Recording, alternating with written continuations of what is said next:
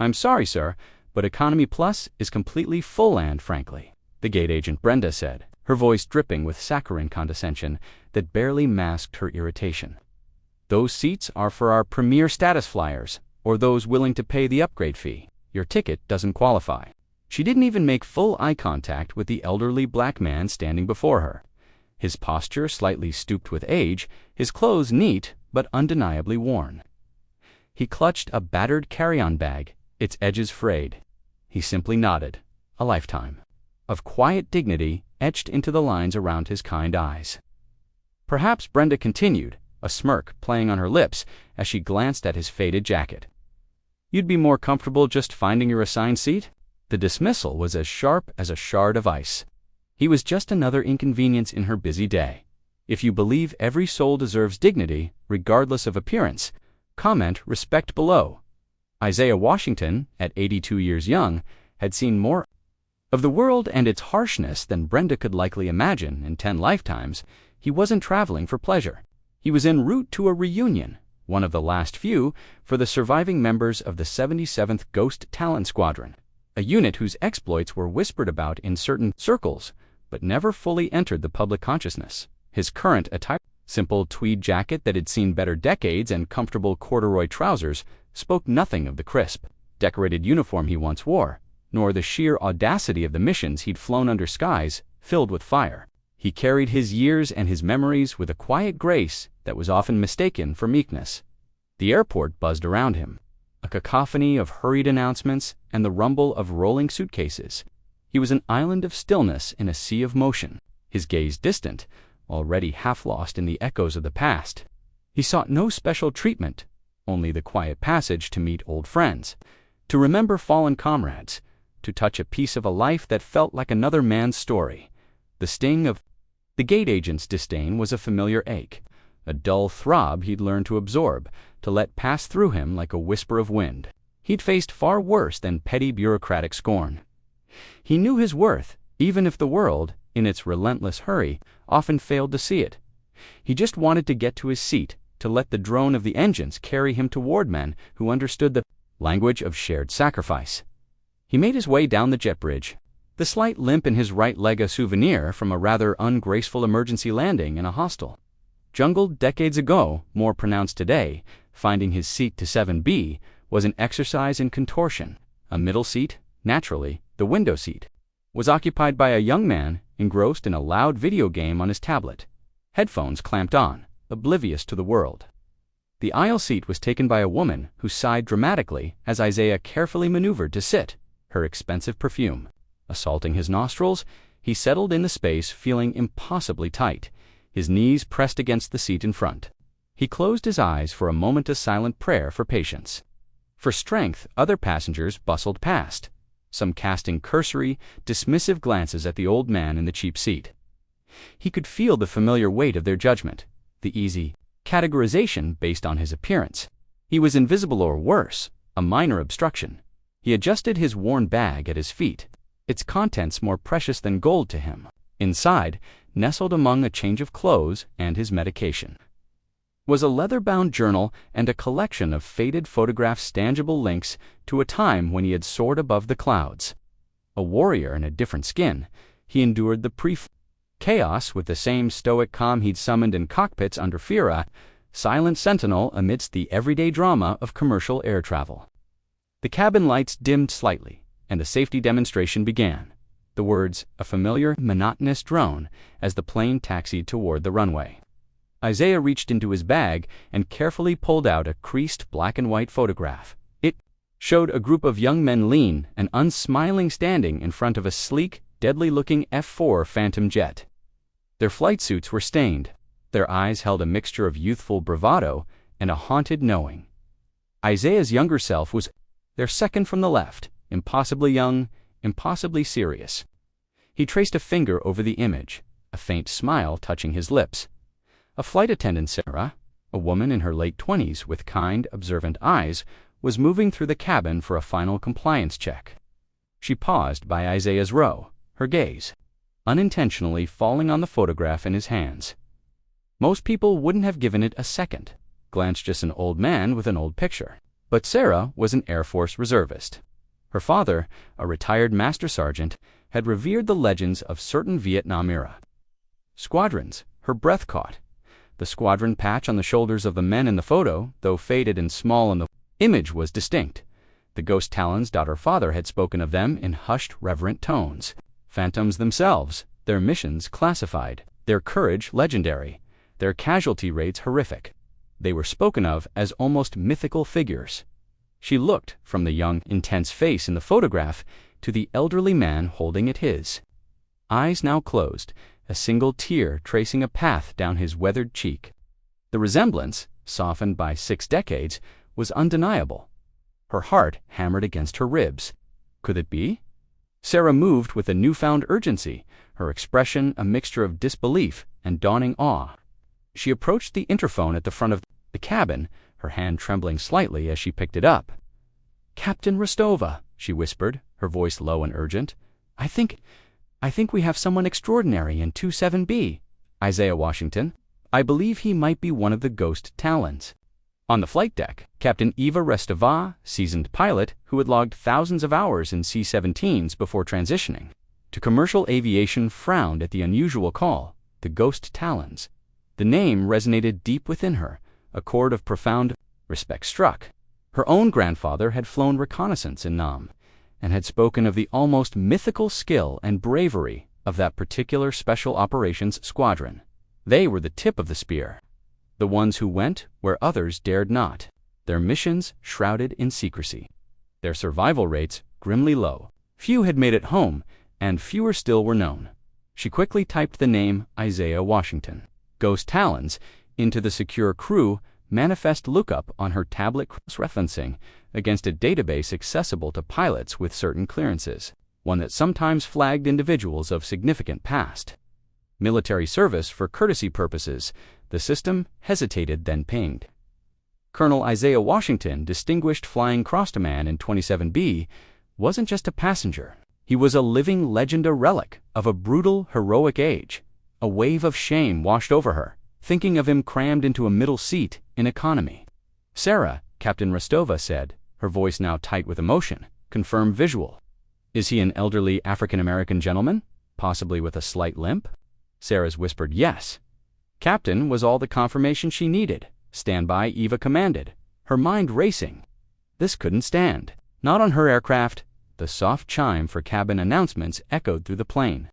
Of conversation, professional tone, but one imbued with a warmth and gravity that made everyone instinctively pay attention. "Good morning, ladies and gentlemen. This is Captain Rostova from the flight deck. We're just about ready for departure.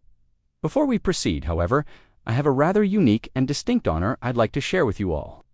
A pause, pregnant with anticipation. Isaiah opened his eyes, a flicker of curiosity, then a dawning unease. What was this about? "It has come to my attention," Captain Rostova continued, her voice resonating with deep respect, "that we are privileged to have an American hero flying with us today. Seated in 27B is Colonel Isaiah Washington, a retired United States Air Force pilot." A murmur rippled through the cabin. Heads began to turn subtly toward the unassuming old man in the middle seat. "Colonel Washington," the captain's voice gained strength, "is not just any pilot. He was a proud member of the 77th Ghost Talon Squadron, flying F-4 Phantoms during the Vietnam War." Another, louder murmur. Some of the older passengers gasped softly. The name, though obscure to many, clearly meant something profound to others. "The Ghost Talons," Eva explained, her words painting a vivid picture, were a highly decorated special operations unit. They flew some of the most dangerous and critical missions of the warfare, deep into contested territory, under conditions most of us cannot even begin to imagine. Their courage was boundless, their skill unparalleled, and their sacrifices immense. Colonel Washington here is a recipient of the Distinguished Flying Cross, the Silver Star with 2 oak leaf clusters, and the Purple Heart among many other commendations for extraordinary valor in the face of the enemy. The cabin fell into a stunned, absolute silence. Every eye was now fixed on Isaiah Washington. He sat frozen, the old photograph still clutched in his hand, his face a mask of bewildered emotion. He hadn't sought this, had never spoken of his service to strangers. He looked down, a flush rising on his dark cheeks, The young man in the window seat had pulled off his headphones, his jaw slack with astonishment. The woman in the aisle seat stared, her earlier hauteur completely gone, replaced by an expression of profound shock and dawning shame near the galley. Brenda, the gate agent, who had boarded for a final manifest check with the lead flight attendant, had gone pale, her mouth opened and closed silently, her earlier arrogance dissolving into a puddle of mortification. She remembered her dismissive words, her sneering tone, and a wave of sickness churned in her stomach. Captain Rustova's voice, now thick with emotion, filled the silence. "Colonel Washington, on behalf of the entire crew of Flight 305, and I'm sure I speak for everyone on board, it is an immense honor and a profound privilege to have you with us today. Your service, sound that of your comrades, paved the way for the freedoms we all enjoy. We are humbled by your presence." There was a beat of silence. Then, spontaneously, one passenger began to clap. Then another. Within seconds, the entire cabin erupted in heartfelt applause. Tears welled in Isaiah's eyes. He looked up, overwhelmed, and offered a small, trembling nod of acknowledgement. "Sir," Captain Rustova's voice came again, gentle but firm, "the seat you currently occupy is simply not commensurate with the respect you are owed. We have a first-class seat available, and we would be deeply honored if you would accept it. Sarah, our flight attendant, will escort you." Sarah, her own eyes, Chignette approached Isaiah with a warm, respectful smile. "Colonel," she said softly, "please allow me." He slowly, unsteadily, rose to his feet. The applause swelled again, a wave of genuine gratitude and admiration washing over him. The young man from the window seat was now standing, offering a hand to help Isaiah into the aisle. The woman beside him simply whispered, "I am so sorry, sir, so very sorry." Isaiah, assisted by Sarah and the now deeply respectful young man, made his way toward the front of the plane. Passengers leaned into the aisle, many with tears in their eyes, reaching out to touch his arm, to murmur words of thanks. "Thank you for your service, sir. God bless you, Colonel." It was a gauntlet of unexpected, overwhelming warmth. Brenda, the gate agent, stood rigidly by the galley, her face ashen. As Isaiah passed, their eyes met for a fleeting second. He saw not triumph, but a flicker of something akin to pity in his gaze for her. She looked away, consumed by a shame so profound it felt like a physical blow. When Isaiah reached the first-class cabin, Captain Rustova herself had emerged from the cockpit. She was a tall, imposing woman in her crisp uniform, but her eyes were soft as she approached him. She drew herself to attention and offered a sharp, precise salute. "Colonel Washington," she said, her voice clear and strong despite the emotion lacing it. "An honor, sir." Isaiah, his own training kicking in despite the decades, straightened his stooped shoulders as much as he could and returned the salute, a gesture of shared understanding that transcended rank and time. He was gently guided to a spacious seat. By the window a world, away from the cramped confines of 27B, the lead flight attendant offered him a pre-departure beverage, her hands slightly trembling. "Whatever you wish, Colonel," she said, her voice full of reverence. He simply asked for a glass of water as he settled in. He looked out the window, the tarmac blurring through his tears. It wasn't the upgrade that moved him so deeply. It was the recognition, the sudden, unexpected wave of respect from strangers, a balm on old hidden wounds. He thought of his comrades, those who didn't make it back, those whose names were only whispered in quiet reunions. This honor, he felt, was for them to dot. The flight to Indianapolis was the smoothest Isaiah had ever experienced, though he knew it had little to do with the weather and everything to do with the profound shift in atmosphere. Throughout the journey, he was treated with a quiet, unobtrusive reverence.